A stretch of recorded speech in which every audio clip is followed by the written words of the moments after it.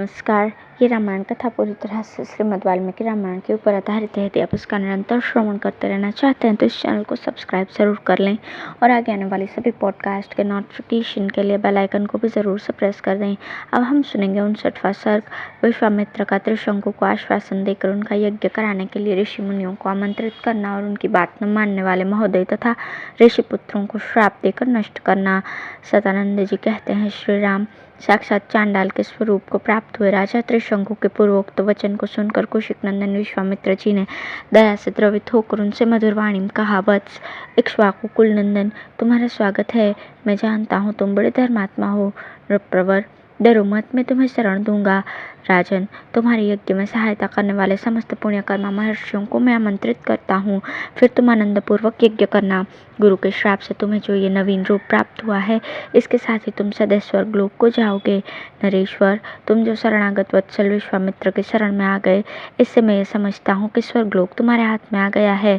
ऐसा कहकर महातेजस्वी विश्वामित्र ने अपने परम धर्म परायण महाज्ञानी पुत्रों को यज्ञ की सामग्री जुटाने की आज्ञा दी। तत्पश्चात समस्त शिष्यों को बुलाकर उनसे ये बात कही, तुम लोग मेरी आज्ञा से अनेक विषयों के ज्ञाता समस्त ऋषि मुनियों को, जिनमें वशिष्ठ के पुत्र भी सम्मिलित हैं, उनके शिष्यों सुयोधन तथा ऋत्विजों सहित बुला लाओ। जिसे मेरा संदेश देकर बुलाया गया हो वो अथवा दूसरा कोई यदि इस यज्ञ के विषय में कोई अवहेलनापूर्ण बात कहे तो तुम लोग वो सब पूरा आकर मुझसे कह देना। उनकी आज्ञा मानकर सभी शिष्य चारों दिशाओं में चले गए। फिर तो सब देशों से ब्रह्मवादी मुनि आने लगे। विश्वामित्र के वे शिष्य उन प्रज्वलित तेज वाले महर्षि के पास सबसे पहले लौट आए और समस्त ब्रह्मवादियों ने जो बातें कही थी उन्हें सबने विश्वामित्र जी से कह सुनाया। वे बोले, गुरुदेव, आपका आदेश या संदेश सुनकर प्रायः संपूर्ण देशों में रहने वाले सभी ब्राह्मण आ रहे हैं। केवल महोदय नामक ऋषि तथा वशिष्ठ पुत्रों को छोड़कर सभी महर्षि यहाँ आने के लिए प्रस्थान कर चुके हैं। वशिष्ठ के जो 100 पुत्र हैं, उन सब ने क्रोध भरी वाणी में जो कुछ कहा है वो सब आप सुनिए। वे कहते हैं, जो विशेषतः चांडाल है और जिसका यज्ञ कराने वाला आचार्य क्षत्रिय है, उसके यज्ञ में देवर्षि अथवा महात्मा ब्राह्मण विश्व का भोजन कैसे कर सकते हैं, अथवा चांडाल का अन्न खाकर विश्वामित्र से पालित हुए ब्राह्मण स्वर्ग में कैसे जा सकेंगे। मुनिप्रवर महोदय के साथ वशिष्ठ के सभी पुत्रों ने क्रोध से लाल आंखें करके ये उपरयुक्त निष्ठुरतापूर्ण बातें कही हैं। उन सब की वो बात सुनकर मुनिवर विश्वामित्र के दोनों नेत्र क्रोध से लाल हो गए और वे रोषपूर्वक इस प्रकार बोले, मैं उग्र तपस्या में लगा हूँ और दोष या दुर्भावना से रहित हूँ, तो भी जो मुझ पर दोषारोपण करते हैं वे दुरात्मा भस्मीभूत हो जाएंगे, इसमें संशय नहीं है। आज कालपाश बंद कर वे यमलोक में जा पहुंचा दिए गए। अब ये 700 जन्मों तक मुर्दों की रखवाली करने वाली, निश्चित रूप से कुत्ते का मांस खाने वाली मुष्टिक नामक प्रसिद्ध निर्दयी चांडाल जाति में जन्म ग्रहण करें। वे लोग विकृत एवं विरूप होकर इन लोकों में विचरें। साथ ही दुर्बुद्धि महोदय भी, जिसने मुझ दोषहीन को भी दूषित किया है, मेरे क्रोध से दीर्घकाल तक सब लोगों में निंदित, दूसरे प्राणियों की हिंसा में तत्पर और दया शून्य निषाद योनि को प्राप्त करके दुर्गति भोगेगा। ऋषियों के बीच में ऐसा कहकर महातपस्वी महातेजस्वी एवं महामुनि विश्वामित्र चुप हो गए। अब है 60वां सर्ग। विश्वामित्र का ऋषियों से त्रिशंकु का यज्ञ कराने के लिए अनुरोध।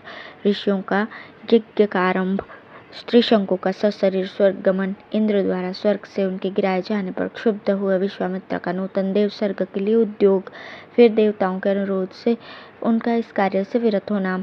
सदानंद जी कहते हैं, श्री राम महोदय सहित वशिष्ठ के पुत्रों को अपने तपोबल से नष्ट हुआ जान महातेजस्वी विश्वामित्र ने ऋषियों के बीच इस प्रकार कहा, मुनिवरों, ये इक्ष्वाकु वंश में उत्पन्न राजा त्रिशंकु हैं।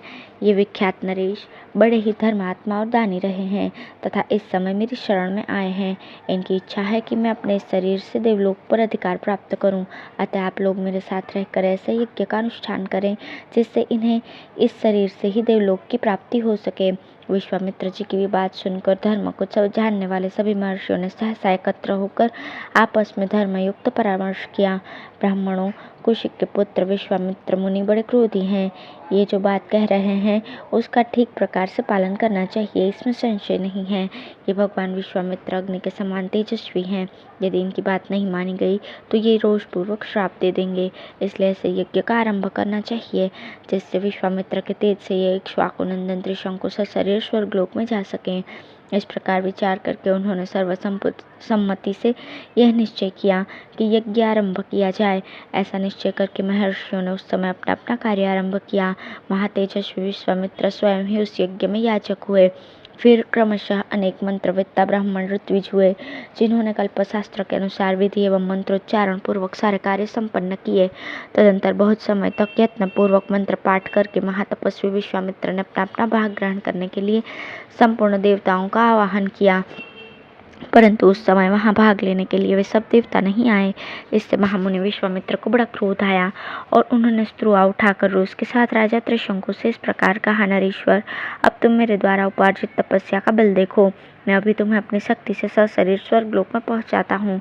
राजन, आज तुम अपने शरीर के साथ इस दुर्लभ स्वर्गलोक को जाओ। नरेश्वर, यदि मैंने तपस्या का कुछ भी फल प्राप्त किया है तो इसके प्रभाव से तुम सशरीर स्वर्गलोक को जाओ। श्री राम। विश्वामित्र मुनि के इतना कहते ही राजा त्रिशंकु सब मुनियों के देखते देखते उस समय अपने शरीर के साथ ही स्वर्गलोक को चले गए।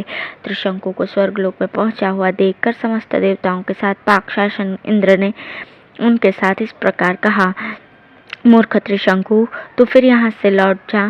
तेरे लिए स्वर्ग में स्थान नहीं है। तू गुरु के श्राप से नष्ट हो चुका है, अतः नीचे मुंह किए पुनः पृथ्वी पर गिर जा। इंद्र के इतना कहते ही राजा त्रिशंकु तपोधन विश्वामित्र को पुकार कर त्राही त्राही की रट लगाते हुए पुनः स्वर्ग से नीचे गिरे। चीखते चिल्लाते हुए त्रिशंकु की वो करुण पुकार सुनकर कौशिक मुनि को बड़ा क्रोध हुआ। वे त्रिशंकु से बोले, राजन, वहीं ठहर जा, वहीं ठहर जा। उनके ऐसा कहने पर त्रिशंकु बीच में ही लटके रह गए।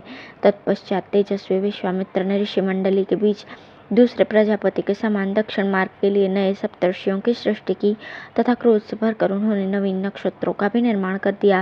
वे महायशस्वी मुनि क्रोध से कलुषित होकर दक्षिण दिशा में ऋषि मंडली के बीच नूतन नक्षत्र मालाओं की सृष्टि करके ये विचार करने लगे कि मैं दूसरे इंद्र की सृष्टि करूंगा अथवा मेरे द्वारा रचित स्वर्गलोक बिना इंद्र के ही रहेगा। ऐसा निश्चय करके उन्होंने क्रोधपूर्वक नूतन देवताओं की सृष्टि प्रारंभ की। इससे समस्त देवता, असुर और ऋषि समुदाय बहुत घबराए और सभी वहां आकर महात्मा विश्वामित्र से विनय पूर्वक बोले, महाभाग, ये राजा त्रिशंकु गुरु के श्राप से अपना पुण्य नष्ट करके चांडाल हो गए हैं, अतः तपोधन ये सशरीर स्वर्ग में जाने के कदापि अधिकारी नहीं है। उन देवताओं की ये बात सुनकर मुनिवर कौशिक ने संपूर्ण देवताओं से प्रमुख रूप से वचन कहा, देवगण, आपका कल्याण हो। मैंने राजा त्रिशंकु को सदैव स्वर्ग भेजने की प्रतिज्ञा कर ली है, अतः उसे मैं झूठी नहीं कर सकता। इन महाराज त्रिशंकु को सदा स्वर्गलोक का सुख प्राप्त होता रहे। मैंने जिन नक्षत्रों का निर्माण किया है वे सब सदा उपस्थित रहें। जब तक संसार रहे तब तक ये सभी वस्तुएं जिनकी मेरे द्वारा सृष्टि हुई है सदा बनी रहें। देवताओं, आप सब लोग इन बातों का अनुमोदन करें। उनके ऐसा कहने पर सब देवता मुनिवर विश्वामित्र से बोले, महर्षि, ऐसा ही हो। ये सभी वस्तुएं बनी रहें और आपका कल्याण हो। मुनिश्रेष्ठ, आपके रचे हुए अनेक नक्षत्र आकाश में वैश्वानर पद से बाहर प्रकाशित होंगे और उन्हीं ज्योतिर्मय नक्षत्रों के बीच में सिर नीचा किए त्रिशंकु भी प्रकाशमान रहेंगे। वहाँ इनकी स्थिति देवताओं के समान होगी और ये सभी नक्षत्र इन कृतार्थ एवं यशस्वी नृपश्रेष्ठ का स्वर्गीय पुरुष की भांति अनुसरण करते रहेंगे।